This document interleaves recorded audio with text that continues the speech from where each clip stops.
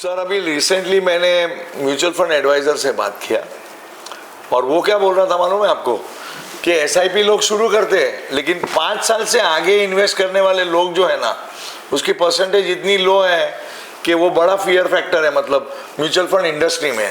तो मार्केट जब भी गिरती है तभी लोगों को फियर रहता है और फियर की वजह से वो भाग के रिडेम्पशन करते हैं। तो रिडेम्पशन की वजह से लॉन्ग टर्म तक मार्केट में रहने वाले लोग ही कम रहते हैं। तो क्लाइंट विड्रॉवल जो है वो मार्केट लो होती है तभी ज़्यादा क्यों होता है?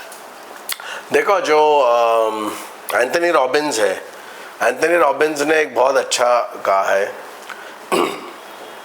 That the motivation for gains okay and the fear of pain, ये दो चीज़ होता है। तो वो कहता है that motivation for gain is less compare to the fear of pain. तो बोलता है लोगों को पेन का जो फियर है ना वो बहुत बड़े मात्रा में होता है और मोटिवेशन फॉर गेन जो रहता है ना वो छोटा रहता है। तो मतलब अगर आप किसी को, ये सिंपल एग्जांपल में, अगर आप किसी को मोटिवेट करने के लिए अगर उसको बताते हैं कि आपको ये अचीव करना है, उसके विपरीत अगर आप उसको ये बोलेंगे कि आपका अगर ये नहीं करेंगे तो ये लॉस हो जाएगा, तो उसमें उसका करने का चांसेस ज़्यादा पेन में है। तो इसलिए मैं कहता हूँ कि ये मार्केट लो में लोग विड्रॉ क्यों करते हैं, बिकॉज उनको उनको पेन एक एज्यूम हो जाता है ना, वो लोग अज्यूम करते हैं, वो पेन उनको बहुत बड़ा दिखता है, उसका जो उसका मात्रा जो है ना इतना बढ़ जाता है। इसके वजह से लोग डर जाते हैं और लोग फटाफट उसमें से, बिकॉज उनको लगता है कि अभी ये मेरा लॉस हो जाएगा और लॉस का जो पेन है वो काफ़ी ज़्यादा रहता है, इसलिए। राइट।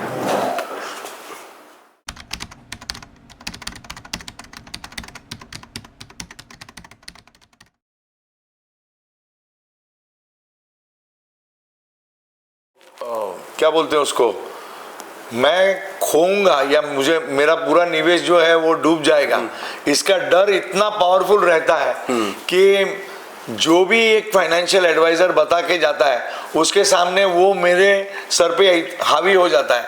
उसकी वजह क्या है? नहीं, तो इसके लिए मैं हमेशा कहता हूँ ना कि बेसिकली साइकोलॉजी है ना वो प्लानिंग को ओवरराइड करती है। ओके, आप प्लानिंग करेंगे बट साइकोलॉजी उसका वाट लगा देता है, उसका पूरा मतलब उध्वस्त कर देता है। तो बेसिकली लॉस का होना और उसका संभावना, ये लोगों को बहुत डर लग जाता है। इसके लिए लोग क्या करते हैं, उसमें से बाहर निकल जाते हैं। तो प्लानिंग आप कितना भी करेंगे, प्लानिंग कितना भी अगर आप करेंगे, आप एक चीज़ वहाँ देखेंगे कि जब तक उसका इमोशनल वहाँ पर ट्रिगर अटैच्ड है तब तक आपका कुछ भी हो नहीं सकता है, बिकॉज साइकोलॉजी ऑलवेज प्लानिंग के ऊपर हावी हो जाता है और साइकोलॉजी विन कर देता है, साइकोलॉजी जीत जाता है, प्लानिंग खत्म हो जाती है। इसलिए पेन अवॉइडेंस है ना, ये एक इंस्टिंक्ट है। ये मतलब कोई ये नहीं, ये हमारे अंदर है, वैसा नेचर ही है हमारा। तो नेचर को, अगर वो नेचर है बिहेवियर का और वो बिहेवियर का नेचर होने के कारण हम कुछ कर नहीं सकते, तो उसके लिए एक ही प्रॉपर वे है कि ढांचा बनाया जाए जिससे कि हमारा जो नेचर है उसको थोड़ा शॉर्ट सर्किट हम कर सके। इतना ही हम कर सकते हैं। बट साइकोलॉजी का ख्याल हर एक एडवाइज़र को रखना चाहिए कि कस्टमर का सिर्फ प्लानिंग नहीं बट उसके साथ साइकोलॉजी का भी ध्यान रखना ज़रूरी है।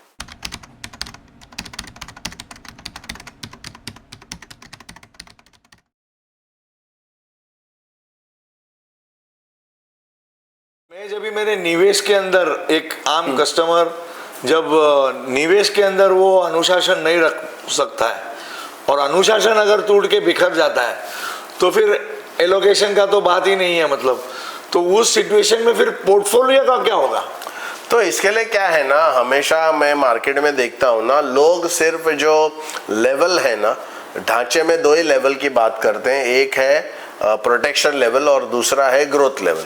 ओके, ये मेन इम्पॉर्टेंट बात है और इसलिए हमको ये समझना ज़रूरी है कि एलोकेशन क्यों ज़रूरी है और एलोकेशन नहीं, एलोकेशन में ढांचा इंपॉर्टेंट है। एलोकेशन खाली करेंगे तो फिर आपका प्रोटेक्शन और आपका खाली ग्रोथ रहेगा, बट प्रोटेक्शन और ग्रोथ रहने से उसमें हमको ये डिसिप्लिन जो है वो बात जो है वो समझना बहुत ज़रूरी है। बिकॉज आपने सिर्फ एलोकेशन में अगर प्रोटेक्शन और ग्रोथ अगर कर दिया तो फिर क्या है, ये इमोशनल ट्रिगर या साइकोलॉजी के वजह से पूरा इन्वेस्टमेंट का जो डायरेक्शन है, पूरा इन्वेस्टमेंट जो आपने किया है, जिस मकसद से किया है, वो मकसद कभी भी पूरा नहीं हो सकता है, तो इसके लिए एलोकेशन में स्ट्रक्चर, एलोकेशन के अंदर भी स्ट्रक्चर इम्पॉर्टेंट है, और वो स्ट्रक्चर ढांचा जो है वो स्टेबिलिटी का ढांचा उसमें डालना बहुत ज़रूरी है। बिकॉज अदरवाइज स्ट्रक्चर नहीं है तो फिर उनका पूरा रिटर्न का और जो मकसद है वो पूरा नहीं होगा, और जो फ्यूचर का कंपाउंडिंग है वो पूरा ख़त्म हो जाएगा।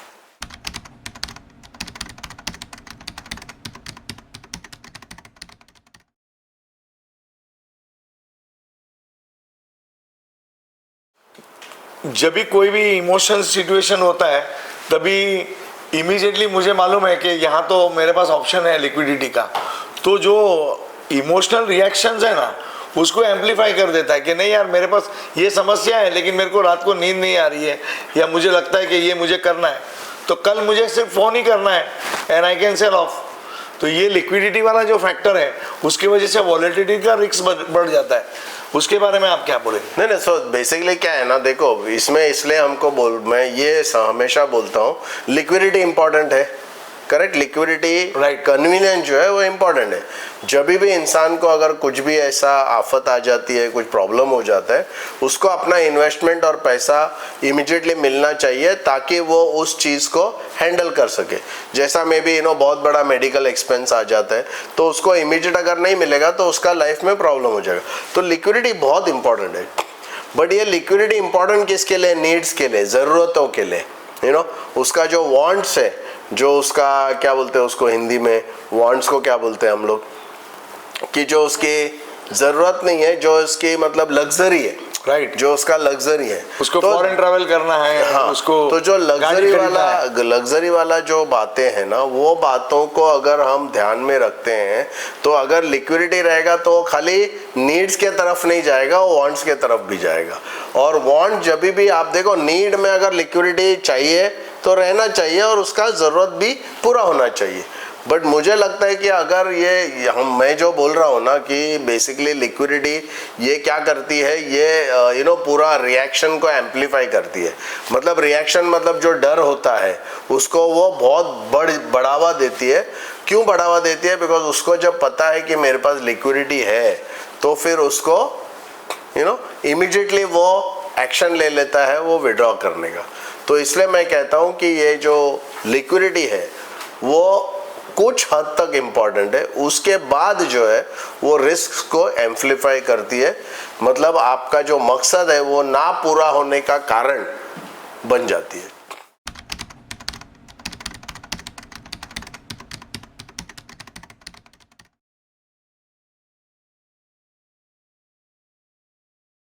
स्थिरता बहुत इंपॉर्टेंट है, हम लोग बात कर रहे हैं स्टेबिलिटी इज़ वेरी इंपॉर्टेंट।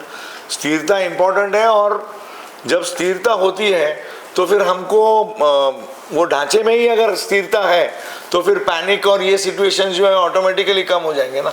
हाँ वही, क्योंकि क्या होता है कि इमोशनल हमारा जो कंट्रोल है वो बिल्कुल नहीं है, और इमोशनल कंट्रोल ना होने के वजह से काफ़ी सारे एक्शंस हम लेते हैं जो शायद हमारे फ्यूचर के लिए बहुत डेंजरस हो सकते हैं।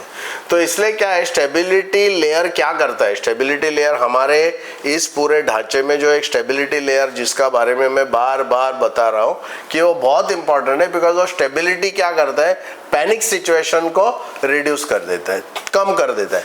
क्योंकि स्टेबिलिटी फैक्टर है तो मतलब उसका लॉक इन है, और वो लॉक इन है तो वो कस्टमर को भी पता है मैं कुछ कर नहीं सकता हूँ, तो उसका जो एकदम फ्री में दौड़ने का जो चांस है ना वो बंद हो जाता है। जैसे घोड़े का 2 आँख को पट्टी बांधा जाता है, उससे क्या होता है वो एक अपना पर्टिकुलर लाइन से वो चलते रहता है, उसी प्रकार से स्टेबिलिटी लेयर के वजह से पैनिक कम हो जाता है। तो मतलब क्या है, क्योंकि अगर पूरा इन्वेस्टमेंट में लिक्विडिटी अगर रहेगा ना, तो पैनिक सिचुएशन में कस्टमर इमीडिएट रिएक्शन कर देगा। तो उसका रिएक्शन को अवॉइड करने के लिए या कम करने के लिए या उसको लगाम, अल्टीमेटली क्या चाहिए हमको, उसको लगाम लगाना चाहिए उसके पैनिक सिचुएशन को। तो पैनिक सिचुएशन को लगाम लगाने के लिए स्टेबिलिटी फैक्टर बहुत इंपॉर्टेंट है। और स्टेबिलिटी अगर रहेगा तो कस्टमर का इमोशनल कंफर्ट रहेगा। एक एडवाइजर को ये गारंटी रहेगी कि उसने जो भी मकसद कस्टमर के लिए डिसाइड किया है वो मकसद 100% उसका गारंटीड मिलेगा उसको।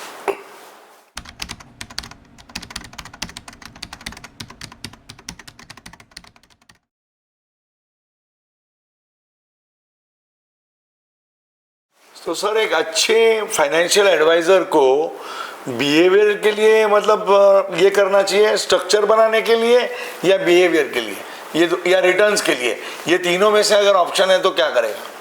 सी बेसिकली क्या है मुझे लगता है जनरली अगर आप दुनिया में आज अगर इंडिया में भी आप देखेंगे तो मोस्टली सब एडवाइजर्स क्या करते हैं, दो ही ढांचे पे काम करते हैं।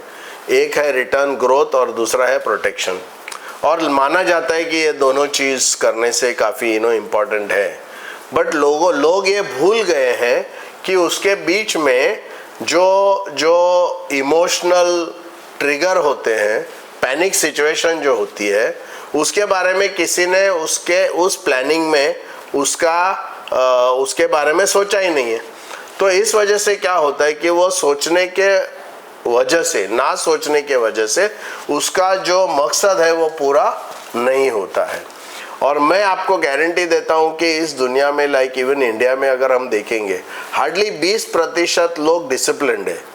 अच्छा, वो 20% लोगों को आप स्टेबिलिटी का फैक्टर या स्टेबिलिटी का ढांचा अगर नहीं देंगे तो कोई प्रॉब्लम नहीं। वो लोग खाली जो रिटर्न मतलब जो ग्रोथ है और प्रोटेक्शन है, इससे वो लोग काम कर सकते हैं। जैसा हम MF बोलते हैं जो ग्रोथ के लिए, और टर्म बोलते हैं प्रोटेक्शन के लिए। वो ढांचा अगर सिर्फ वो है, वो उन लोगों के लिए है जो ऑलरेडी डिसिप्लिन्ड है। अच्छा, ये मुझे पता कैसा चलेगा वो लोग डिसिप्लिन्ड है, क्योंकि उनका पिछले 10 साल में अगर PPF अकाउंट हो या कुछ भी RD हो, FD हो, FD नहीं RD हो या SIP हो, तो अगर मैं 10-15 साल का हिस्ट्री अगर देखूंगा तो मेरे को पता चलेगा कि वो 20% डिसिप्लिन में आते हैं कि नहीं आते। अगर वो 20% डिसिप्लिन में आते हैं तो मेरे को कोई प्रॉब्लम नहीं, स्टेबिलिटी फैक्टर नहीं रहेगा, क्योंकि वो लोग काफ़ी लॉजिकल लोग हैं। वो लोग इमोशनल नहीं, इमोशनल ट्रिगर से कोई भी एक्शन वो लोग लेते नहीं। बट अगर वो लोग डिसिप्लिन नहीं है, मतलब बैलेंस 80% है, उनके लिए मेरे को स्टेबिलिटी का ढांचा डालना ही डालना पड़ेगा। अदरवाइज उनका मकसद कभी पूरा नहीं होगा, गोल्स कभी भी पूरा नहीं होगा। क्योंकि वो पूरा अगर इन्वेस्टमेंट पैनिक सिचुएशन के अंदर सेल कर देगा तो वो तो स्कीम में से एग्जिट हो जाएगा, तो उसके गोल के पूरे होने के तो चांस जीरो हो जाएंगे। जीरो हो जाते, करेक्ट, एब्सोल्युटली। दोस्तों, ये जो वीडियोस आपको अगर पसंद आ रहे हो, आपको अच्छा लग रहा है, आपको काफ़ी सारा इन्फॉर्मेशन और नॉलेज मिल रहा है बहुत विस्तार में, तो प्लीज़ मेरे चैनल को सब्सक्राइब कीजिए।